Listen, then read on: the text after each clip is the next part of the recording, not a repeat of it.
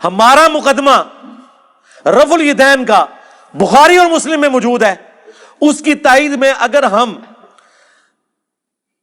جز رفع الیدین سے یہ روایت لے کر آئیں، جو روایت ہمارے نزدیک صحیح ہے، اگر کسی کی جرأت تو اس کا ذاتی اپنا، کہ عبداللہ بن عمر ان کو کنکریاں مارتے تھے جو رفع الیدین سستی کی وجہ سے چھوڑتا تھا. کوئی کہتا ہے جی ٹھیک ہے، کئی محدثین نے اس روایت کو صحیح کہا لیکن میرے نزدیک صحیح نہیں ہے، میں اس لیے تائید میں پیش کروں گا، میرے نزدیک ایک تو وہ صحیح بھی ہے، دوسرا میرا اصلی مقدمہ تو بخاری مسلم میں ہے رفع الیدین کے ساتھ. صلو کما رأیتمونی اصلی، کہتے ہیں جی بتاؤ رفع الیدین کا حکم کہاں ہے؟ بخاری مسلم دونوں میں رفع الیدین کا حکم موجود ہے، بخاری مسلم دونوں میں حدیث ہے.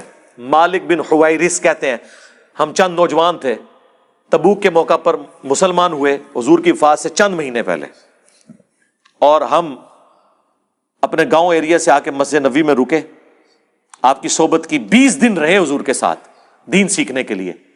کہتے ہیں پھر ہمیں گھر کی یاد ستانا شروع ہو گئی. ایک اچھا ٹیچر وہی ہوتا ہے جو فیس ریڈنگ کر لے. آپ تو کہتے ہیں نا حضور آپ کے زمانے میں ہوتا تو آپ کے ساتھ ہی رہتا، جو اس زمانے میں تھے انہوں نے اپنے کام بھی تو کرنے تھے نا، یہ دنیا میں نظام چل نہیں سکتا.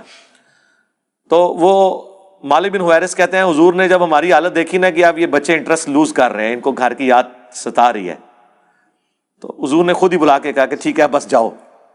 یعنی وہ شرم و شرمی خود تو نہیں کہتے حضور اجازت دے، حضور نے کہا اچھا اب تم جاؤ. دیکھنا واپس جب گئے تو نماز کا جب وقت ہو، 5 نمازوں کی یہ ٹائمنگ ہے جو تم نے میرے ساتھ نمازیں پڑھی، تم میں سے کوئی ایک شخص اذان دے جسے قرآن زیادہ آتا ہے اور عمر میں بھی بڑا ہے، وہ تمہاری امامت کروائے. اور ساتھ ہی آپ نے فرمایا صلو کما رأیتمونی اصلی، اور نماز تم نے ویسے پڑھنی ہے جس طرح مجھے نماز پڑھتے ہوئے دیکھا ہے. حکم آ گیا نا، نماز ویسے پڑھو جس طرح مجھے دیکھا. اب اس کے بعد حضور کو کہنے کی ضرورت نہیں ہے کہ میں نماز جب شروع کرتا ہوں تو دیکھو میں اللہ اکبر کہتا ہوں تم بھی اللہ اکبر کہو، میں ثنا پڑھتا ہوں تم بھی ثنا پڑھو، یہ تو کہنے کی ضرورت نہیں ہے. بخاری مسلم دونوں میں حدیث ہے اللہ نے مجھے جوامع کلمات کے ساتھ مبعوث کیا کہ بات مختصر کرتا ہوں اور مفہوم گہرا. ایک جملے میں رفع الیدین کا حکم، تسبیحات کا حکم، ارکان کا حکم آ گیا نا. مالک بن حویرث جو یہ حدیث روایت کر رہے ہیں انہی سے پوچھ لیں کہ حضور نماز کیسے پڑھتے تھے. وہ تابعین کو نماز سکھا رہے ہیں اور کہہ رہے ہیں کہ اس وقت نماز پڑھنے کا میرا ارادہ نہیں تھا، میں صرف اس لیے نماز پڑھ رہا ہوں تاکہ تمہیں بتاؤں کہ نبی علیہ السلام نماز کیسے پڑھتے ہیں. بخاری مسلم دونوں میں موجود ہے. انہوں نے نماز شروع کی تو دونوں ہاتھ کانوں تک اٹھائے، مسلم میں کانوں تک ہیں اور بخاری میں صرف الفاظ ہیں کہ ہاتھ اٹھائے. جب رکوع میں جانے لگے تو دونوں ہاتھوں کو بلند کیا کانوں تک، یعنی انگلیوں کے پورے کانوں کی سیدھ میں اور ہتھیلیاں کندھے کی سیدھ میں، اور رکوع سے سر اٹھایا تو ایسا کیا. اور بخاری میں یہاں تک ہے کہ مالک بن حویرث ہر طاق رکعت میں جب تک بیٹھ نہ جائیں دوسری رکعت کے لیے کھڑے نہیں ہوتے تھے، یعنی پہلی اور تیسری رکعت میں بیٹھ کے اٹھتے تھے، یعنی جلسہ استراحت. نبی صاحب سے انہوں نے دیکھا.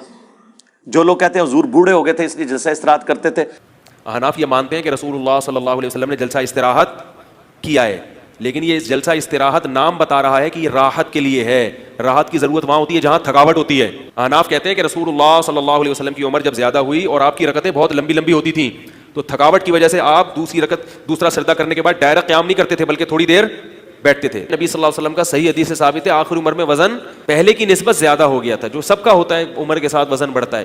تو حضور نے مالک بن حویرث کو کیوں نہیں کہا کہ میں بوڑھا ہو گیا ہوں، تم نے ڈائریکٹ کھڑے ہونا ہے پنجوں کے بل؟ اور وہ پھر ضعیف روایت ترمذی سے لے کے آتے ہیں، امام ترمذی نے خود لکھا یہ روایت صحیح نہیں ہے. دیکھو اندازہ کرو، ہماری روایت بخاری مسلم میں، اور اس سے بڑھ کر بخاری میں 6251 نمبر حدیث ہے. ایک صحابی نے جب تیزی سے نماز پڑھی تھی، حضور نے کہا السلام علیکم کا جواب دیا، وعلیکم السلام کا، دوبارہ نماز پڑھ تو انہوں نے نماز پڑھی. 3 دفعہ ایسے ہوا، چوتھی بار اس نے کہا حضور سکھا دیں. آپ نے فرمایا تھا سکون سے وضو کرو، قبلہ رخ کھڑے ہو، قرآن پڑھو، رکوع میں جاؤ. پھر آپ جب سجدے میں پہنچے آپ نے فرمایا سجدہ کرو، پھر 2 سجدوں کے درمیان بیٹھو، پھر دوسرا سجدہ کرو، پھر بیٹھو، اور پھر اگلی رکعت کے لیے کھڑے ہو. یہاں تو حضور نے حکم دیا جلسہ استراحت کا، حنفیوں نے چھوڑ دیا. تو ہم تو اصلی روایتیں بخاری مسلم میں جس پہ ساروں کا اتفاق ہے، جسے کوئی ضعیف نہیں کہتا، اس کی تائید میں وہ روایتیں لے کے آتے ہیں جن میں اختلاف ہے. آپ تو سٹارٹ ہی وہیں سے کرتے ہیں کہ جس میں اکثریت ضعیف. 24 محدثین نے ابن مسعود کی حدیث کو ضعیف کہا ہے.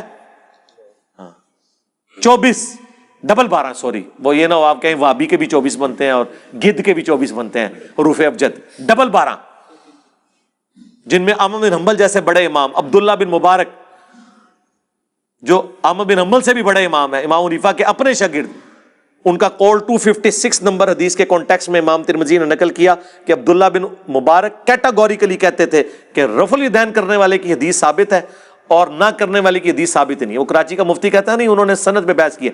سرکار سند پہ نہیں, انہوں نے آپ کے پورے رفع الیدین کو فارغ کیا ہے.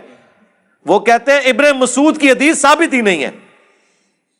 اور امام داؤد نے بھی کمنٹس نقل کیے وَلَيْسَ بِصَحِيحٍ عَلَى هَذَا الْمَعْنَى کہ یہ ابن مسعود کی حدیث ان معنوں میں درست نہیں ہے.